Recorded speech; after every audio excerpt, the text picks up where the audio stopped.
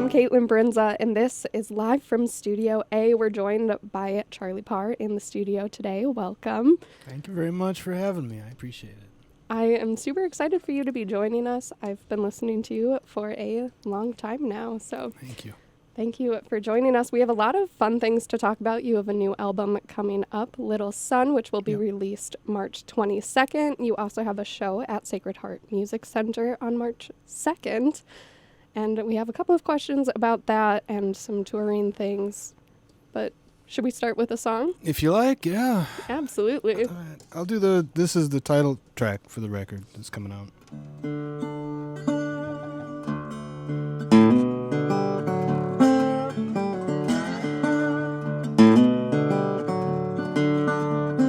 I can see the city in February.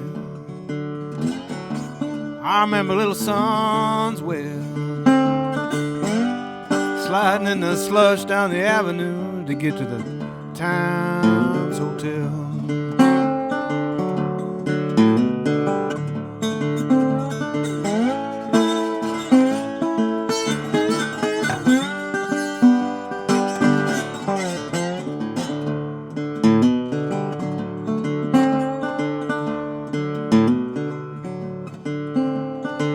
Music plays everywhere. Did you hear it better when you were young? The tones are getting quiet now. Come back home, little son. Come back home.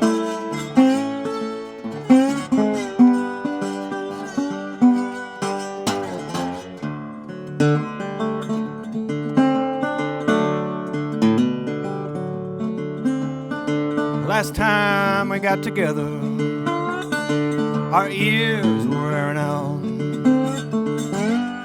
preoccupied by finance, and unable to hear the shout. A 100-year-old melody rattling a worn-out reed. It's a matter for perception, the music we choose to hear.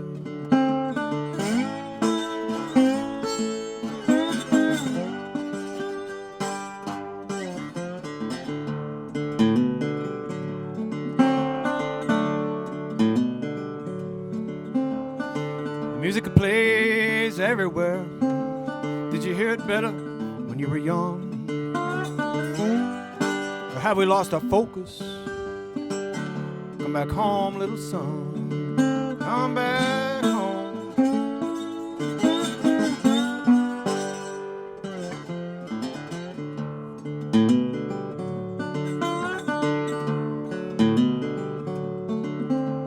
Music it plays everywhere. Even when we're old and undone,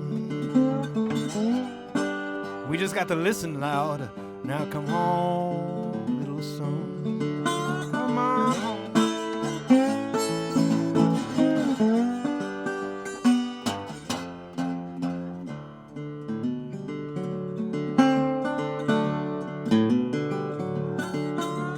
Music plays everywhere.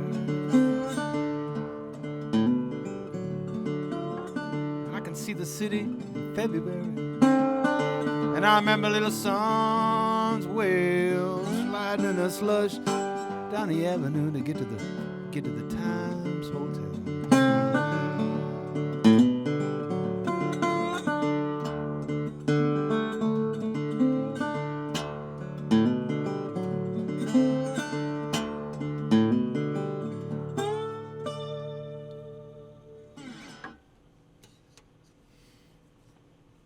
That was amazing. Oh, thanks. And you said that was the title track to your album? Yeah, that's called Little Sun, which the record is named in honor of Tony Glover, who was a harmonica player in the Twin Cities. His nickname was Little Sun, and so that's basically got to do with when I moved to the cities in the 80s. I kind of blew off everything except music. I would get jobs and then not show up for work or walk off the job and do just dumb kind of things like that. But I saw music every night. Every single night I went to see music.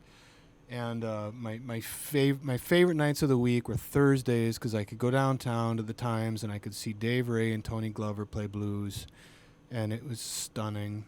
And Fridays I would stuff myself into the 400 bar to see Willie Murphy play solo piano, and Sunday nights at the Viking with Spider John Kerner, and I was out every night. I saw music, and I busked in the streets in the West Bank and Dinkytown to make change. I dumpster dive food. I just, all my focus was on music all the time. So, and Tony, as I got to know him in later years, and he was always really, really supportive and kind to me, and it meant a lot to me. It seems that music worked out for you. You've created now. This is going to be your 18th album, if I'm not mistaken. Yeah, I think so. I don't know. Yeah, no, it's been great. I didn't, I was a late. Well, I started playing music when I was 8, but I was very late to the idea of like just playing music for a living. I've always held odd jobs and little bits and pieces here and there. Right up until my son was born in 2001, and then I quit my job. Childcare is extremely expensive, and I wasn't making much money, so I quit my job to take care of him during the day, and I gigged at night and figured I'd get back to work at some point, and I just never have yet. So, wow, that's good. That's an amazing testimony to your playing and your songwriting and all of it. This new album is something different than the albums that you've produced. You have a full band with this album. We have a stripped down version today, but a full backing band. Very stripped down version today. What is it like producing music as a solo album versus having a full band? Well, when I started playing music, the reason I wanted to play the guitar when I was 8 years old was because I listened to solo guitar players out of my dad's record collection and out of the records at the library that I could find of like Lightnin' Hopkins and Mance Lipscomb and Mississippi John Hurt, and guitar players from the 20s and 30s who played alone, and I was fascinated with that style and I wanted to learn it. It never like joining a band was never kind of in the thing that I was interested in, and I got invited occasionally to play with other people, and I tried it, not good at it. And I'd just go back to being a solo artist, which is what I enjoyed, and that's where I feel the most comfortable. I like playing music by myself. The songs on this last record, well, the record before this, The Last Are the Better Days Ahead, I meant for that to be a band record. Mm-hmm. I wanted to play that record with a band. And those songs were not band songs. They did not cooperate with that idea at all. And we recorded the record twice trying to get it right. This next record, Little Sun, the songs on this record have been really, really resisting being solo songs. They felt like band songs. And so the thing now is that I'm touring a band record as a solo artist, which when I was younger, I would have hated myself for that because, you go see someone play and they're a brilliant guitar player and they buy the record and it's a band. Like, I don't want to hear a band. I just want to hear that person. But I'm doing that to other people now. It doesn't feel good.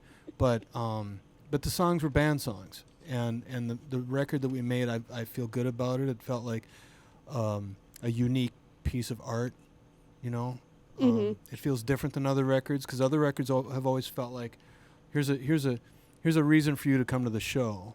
This record feels different. This record feels like this is a piece of art that was created, and it has nothing to do with me. I mean, it does, but it does not. And so, enjoy it or not, but the show is going to be solo, except for one. We're doing a First Avenue show with a band. Oh, that's cool. And we're not rehearsing. Because no one has any time for that. That sounds like it's going to be an amazing show to go to. We'll see. With your recording style, you like to leave in the mistakes. You just record it all as a one song. with anything that goes with it. Is that kind of the way that this was recorded also? No, this was really different. Because, like, when we redid the last of the Better Days Ahead, I literally sat in Eric Koskinen's studio with the studio door propped open, and Eric and I talked, and I'd play him a song, and we talk some more and play another song. The whole record is basically first takes, and it felt natural and right, and it took about as long to record the record as it did to play the songs, and chat a little bit. This record was totally different, and I wanted to have a different experience. I wanted to work with Tucker Martine, the producer. He's produced records that I love by Bill Frisell and R.E.M., and he's great person with a really interesting history, and I was really interested in just turning myself and my songs over to this different process for once. And it was different. I mean, most of the record was recorded kind of live-ish with drums and bass and me, and then went back and embellished things. I've never gotten to do that before. I played harmonica on the record, which I don't normally do.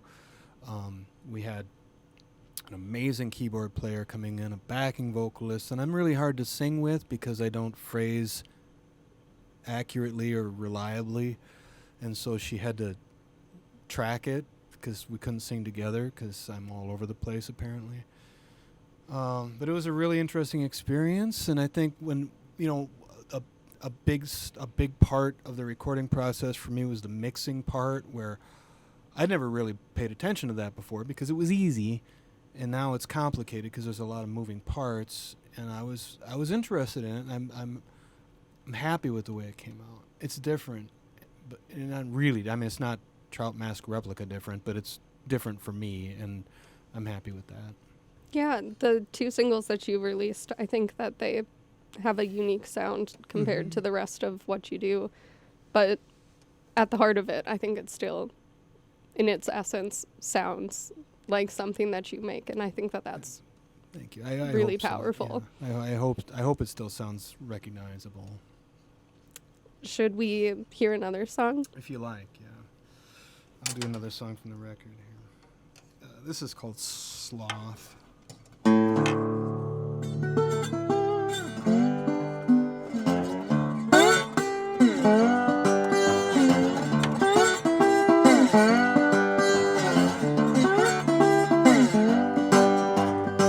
I did my best, but I come up short. She asked me what time it was. I said it's just about 4. She said, you ever going out? I said, I don't know. She looked disgusted. That's just the way that it goes. I'm moving awful slow these days. Don't bother to wait for me, just go on your way. And I'll catch up, or either stay behind. Don't let my plans worry your mind.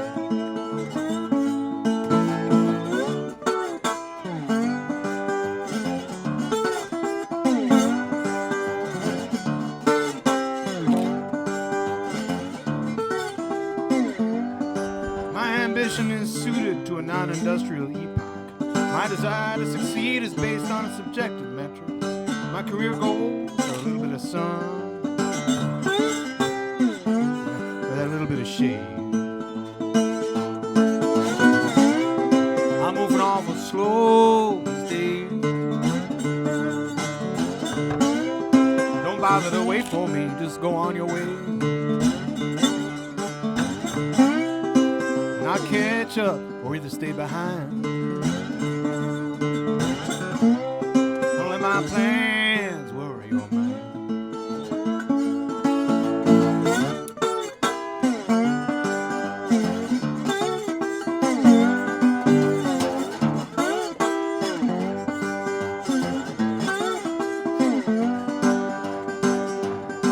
Yeah, pass me on the freeway, what do I care about that? My car is slow, it's good on gas, I'll get you where I'm going. Maybe change my mind, take a detour, whatever happens is gonna be fine. I'm moving awful slow these days. just go on your way. I'll catch up or either stay behind. Don't let my plans worry your mind.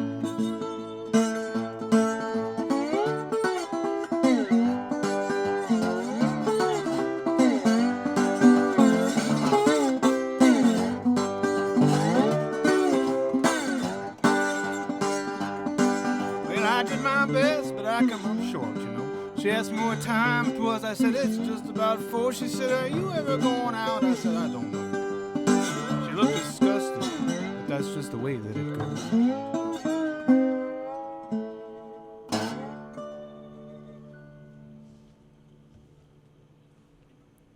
That was Sloth. I really liked how in control those lyrics were. I don't know if there's a better way to say that, but you're in control. I've never been told that before. I never felt that way before either. So. Well, I think it portrays a very great message of that. Do you want to speak a little bit about that song? You know, I don't know. A lot of the stuff that I've been writing, both musically and other writings, have just kind of been coming to grips with getting older and slowing down, and you know, watching a lot of when I was you know, in my teens and early 20s, you know, watching the difficulty that older people had dealing with the changing world was amusing. And now I'm like, I get it.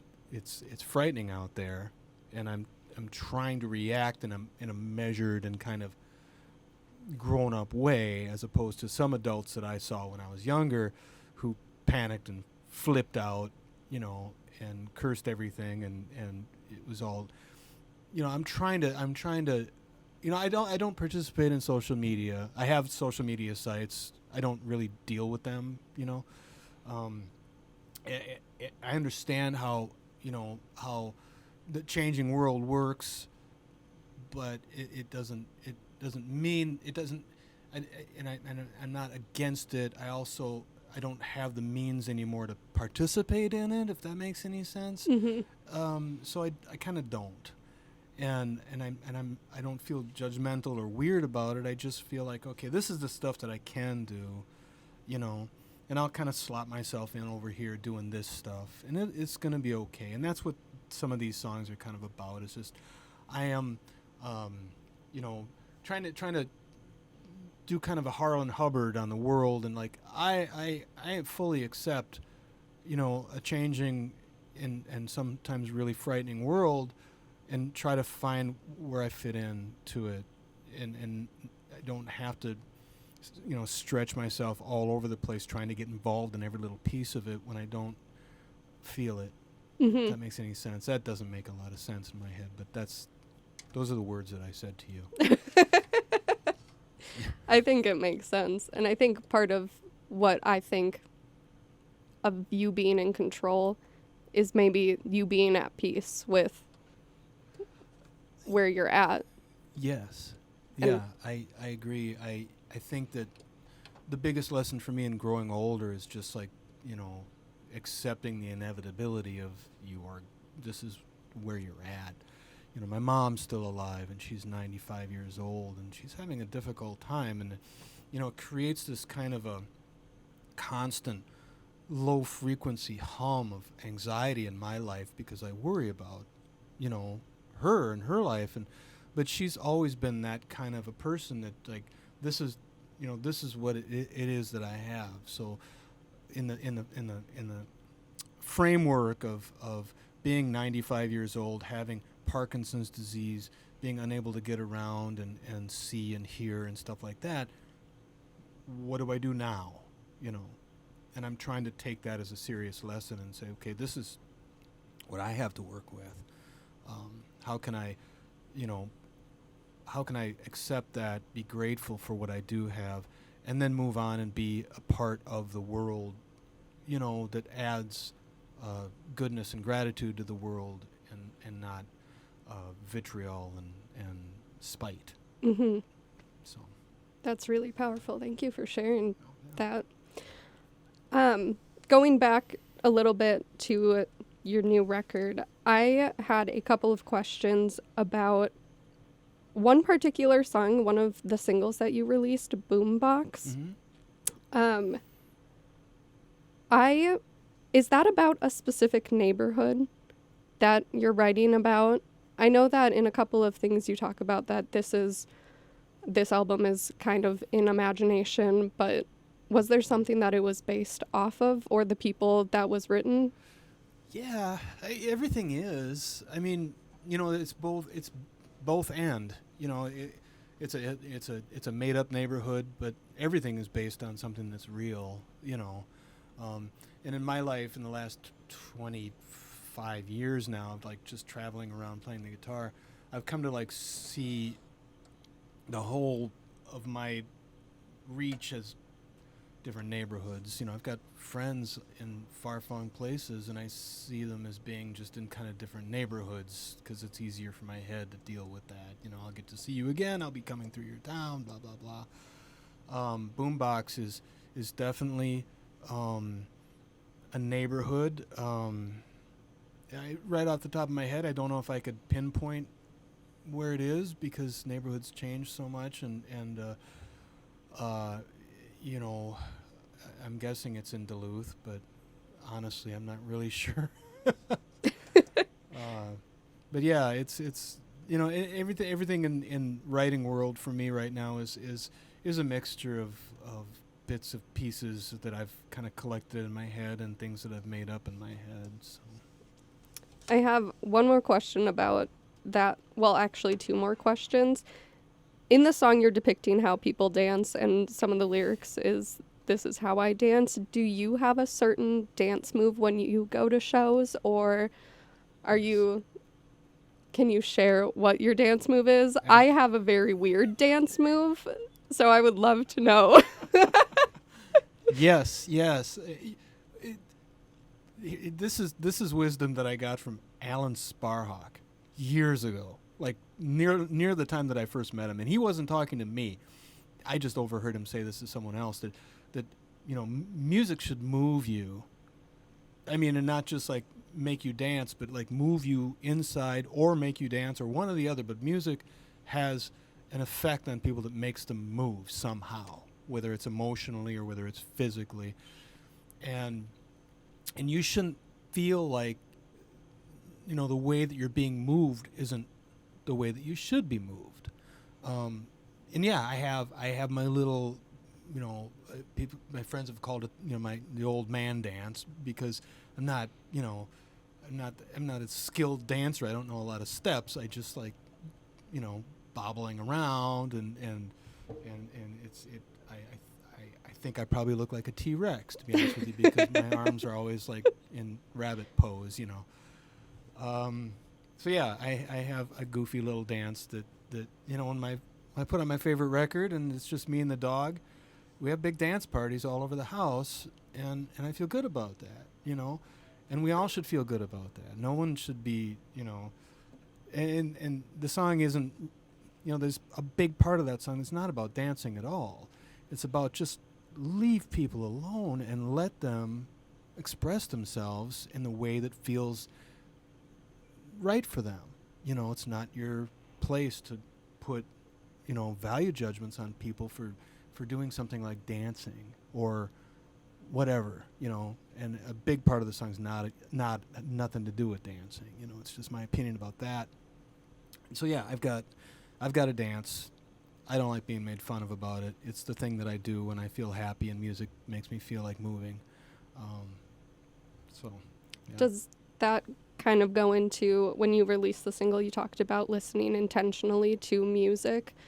Is that part of like the intentional music, is it's moving you in a certain... Absolutely. Yeah. I listen to music every day, and I try to listen to a lot of music, because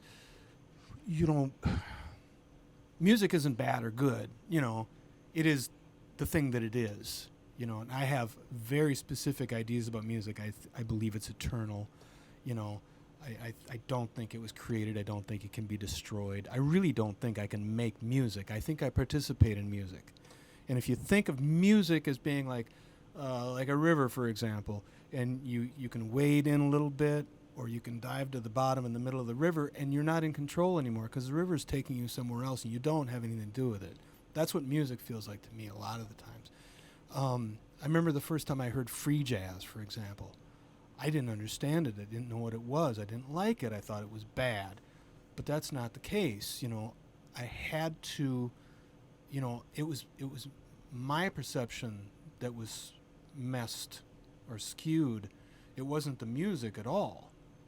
When I came back to it years later with a better understanding and more patience, I got it. And I still don't like listen to free jazz every day, but when I do, I can feel it, I can get it. And so I listen to a lot of different kinds of music, and I listen intentionally, because it's important to me. It's a big deal to me. So I listen to a lot of stuff. I listen to it very intentionally. And if I don't like it, that's not a big deal. It's just that my taste at that particular time doesn't include that music, Lately, I've been listening to mostly instrumental music because I just haven't been wanting to hear lyrics, It's not because they're bad or they're, that kind of music is bad. It's just because that's not where my head is at right now. And sometimes there's just times that I just want to hear lyric music. All I want to hear one day is Bob Dylan, and that's what I'll listen to all day long. But I think it's important to listen carefully and intentionally and respect, how important we have. The fact that we have music in our lives, is something I think we can all be grateful for every day. Absolutely.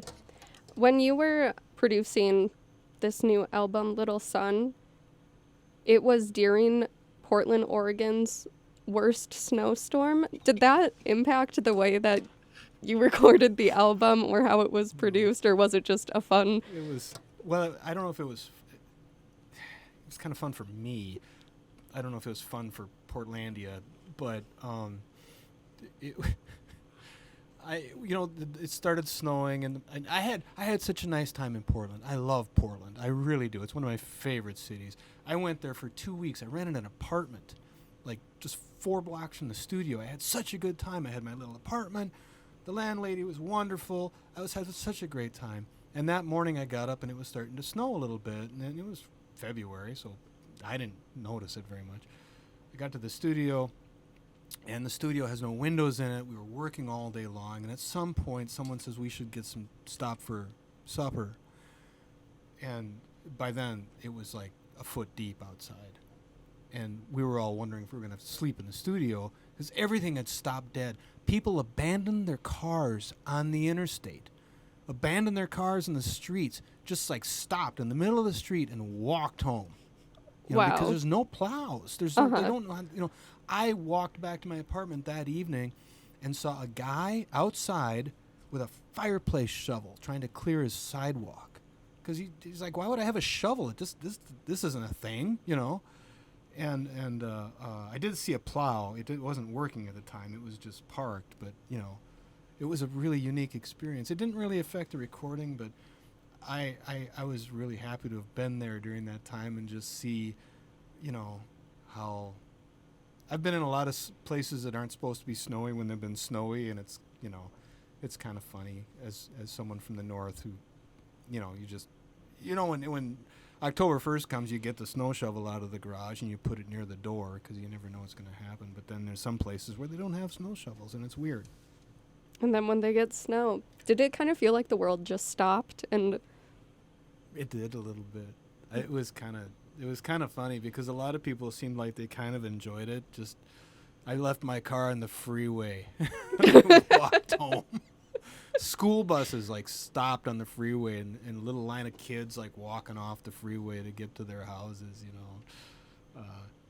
and I don't know if they liked it as much as I did, but I thought it was kind of a unique time. And you know how it is in a blizzard. Everybody kind of comes together, and I remember, in the early 2000s there was a pretty good blizzard, and I had a Wednesday night show at the brew house, and my buddy Dave, it snowed all day. They did the thing where they stopped the plows because it was too dangerous to plow, And I called the brew house. I said, "Are we doing this?" They said, "Oh, of course we're doing this. It's gonna be a great night." I'm like, okay, I I called a friend of mine who had a 4-wheel drive truck, and he came and picked me up, and we went down. No one on the roads except for snowmobiles and cross-country skiers. We got to the brew house, and there was skis outside and like snow boots, and everyone inside was in their stocking feet, and the place was crowded, like really crowded.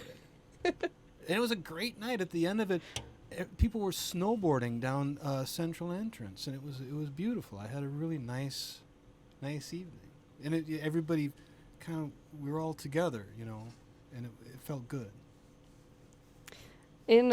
You were talking about how Portland is one of your favorite cities to go to.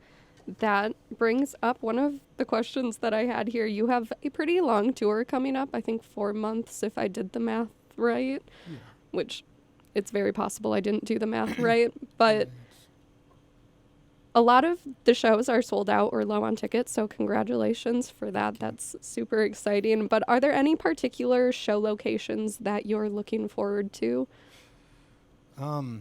Yeah, I mean, I'm looking forward to the whole tour. I guess, I've had a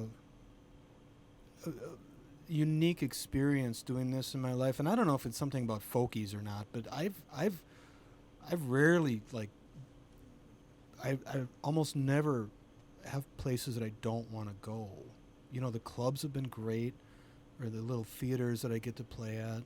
The folk scene is its usual kind of weird, wonky little self, but it's supported me for a long time. And a lot of these places that I'm going to, that I just really look forward to, interacting with the scene in that town. Manhattan is always a favorite. I really enjoy going to New York. I get to go all the way up to Jay, Vermont, which is beautiful up there. It's like 2 miles from Canada. It's just gorgeous. There's just a lot of really good spots. Durham, North Carolina is a favorite. Asheville, and then I come home for a couple weeks, then I start heading west, and Denver and Fort Collins are among my favorite places, and I'll be in Portland again, and yeah, I don't know. I get to play in LA, which before I ever went to LA, I'd made some assumptions about it that were incorrect, and when I got there the first time, I'm like, this is an amazing city. I really, really enjoyed it, and ended up spending a lot of time there, so I get to go back to Los Angeles, and yeah, I don't know. I mean, it's not a good answer, but I'm looking forward to every stop on the run. Absolutely. I didn't want to ask that question to put places above each other, but just if there was something special. Well, I mean, at the end of the day, the special part is coming home, because I love where I live, and I really wouldn't move out of Minnesota, even if I suppose I could if I wanted to, but I don't want to move out of Minnesota, and by the end of a 2 or 3 or 4 or 5 week tour, getting home is really special, and that puts your town on the top of the heap, Mm-hmm. Well, I think that we have time for one more song. This is called Portland Avenue.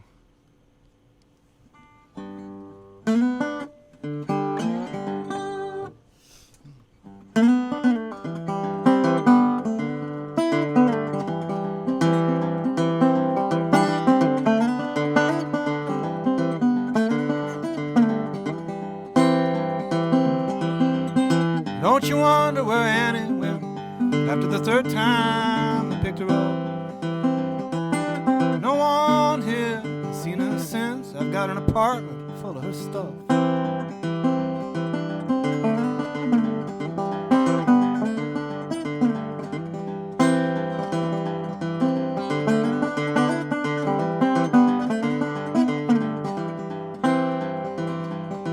Feels like yesterday since we saw her face with the dimples popping out of a smile.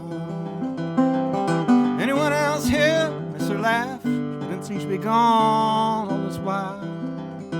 It's late night, it's an early in the morning thing. You don't know if you're awake, unless you're asleep.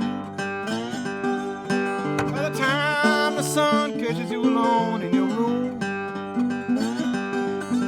you're tangled up in all those bad dreams.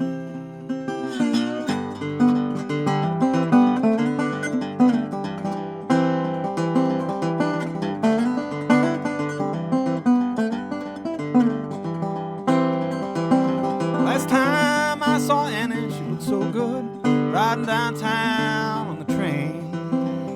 She was the loudest person in the neighborhood, what I wouldn't give to hear her holler again.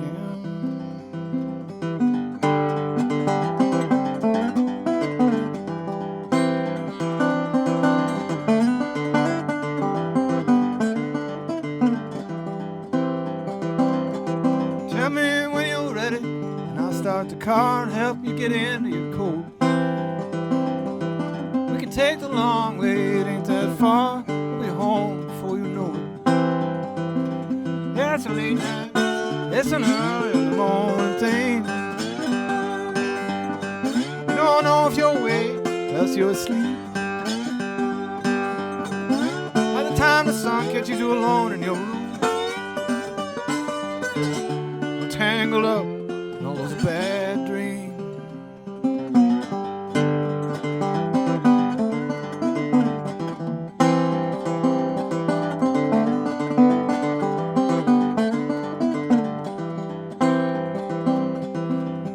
Annie, dear, do you hear my voice? Do you recognize my face? Been sitting here for so many years, you wouldn't believe how much I've aged.